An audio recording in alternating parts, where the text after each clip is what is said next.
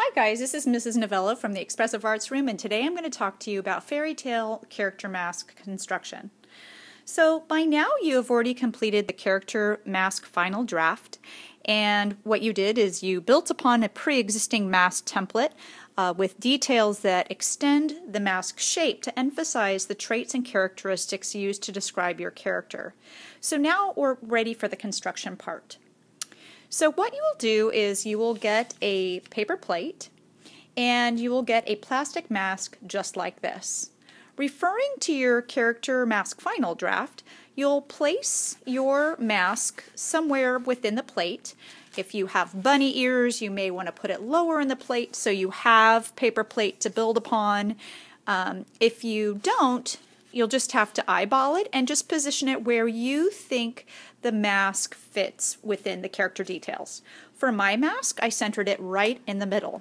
From there, I visualized this section within the face, and I drew with pencil first the outline of her bonnet, the outline of her hair, the outline of her chin, and on the other side. Once I did that, once I extended the mask design, then I am going to cut out the paper plate so that it is just the shape I need. And when I cut it, it'll look like this. So this is the shape. Once I'm finished with that, what I'm going to do is separate these shapes and add them to the top and bottom of my mask. So I cut this in half, and this section, which is the bonnet, is the section that I'm going to tape to the top of the mask. And I'll simply just get a piece of masking tape. I just happen to have pink at home. And place it right where I think the center. I also want to reinforce the backside with another piece of masking tape. This is going to be an armature. We're going to build upon these masks, so we need the construction to be as solid as possible.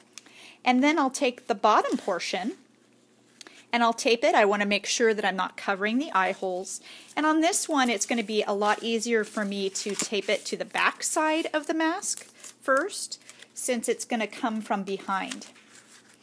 So once I have the mask additions taped on, and your additions may look different depending on what your character is, then what I'm going to do is reinforce the front with more tape where the tape fits. Then I'm going to build on form. So for my granny, if you look at my picture, I have some rosy cheeks, I have a little chin, the bonnet is kind of puffy.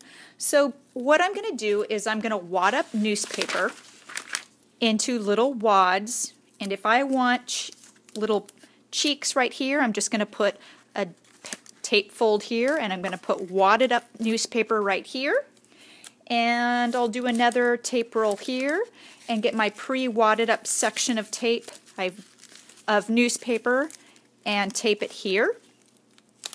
And once I'm finished adding little bunches of newspaper to create form, I want some for my bonnet, I want some for her chin, then, just like we did for our block letter, we're going to cut newspaper into strips, and we're going to do a glue overlay. Now this is different from paper mache because we don't want this to be wet.